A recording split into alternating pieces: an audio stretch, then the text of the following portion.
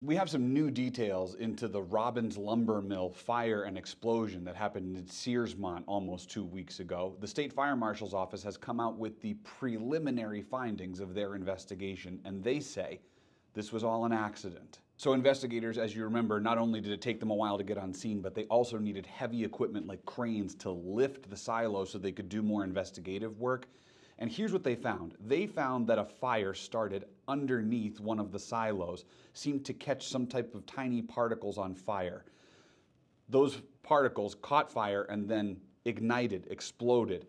The silo toppled over and the fire spread to different buildings within the mill complex. This is all according to investigators from the state fire marshal's office. Those tiny particles and sawdust are extremely flammable, and investigators say they believe that is what caught fire during the explosion, causing the fire to spread so rapidly. Investigators did make one note here that I thought was interesting. They talked about the fire suppression system at the Robbins Lumber Mill.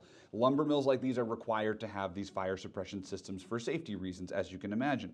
They noticed that the suppression system, which was located near the top of the silo, did not activate because the temperature up at that height, they say, was not enough to reach what's called the activation threshold, essentially getting the fire suppression system to turn on because that fire had started at the base of the silo. Investigators say they're going to be looking more into that and that they will be revisiting the Robbins Lumber Mill in the coming months to see if they can get more details on how exactly this all happened. You will remember one volunteer firefighter from the town of Morrill, Andrew Cross, was killed in the fire. At least 11 other people were hurt.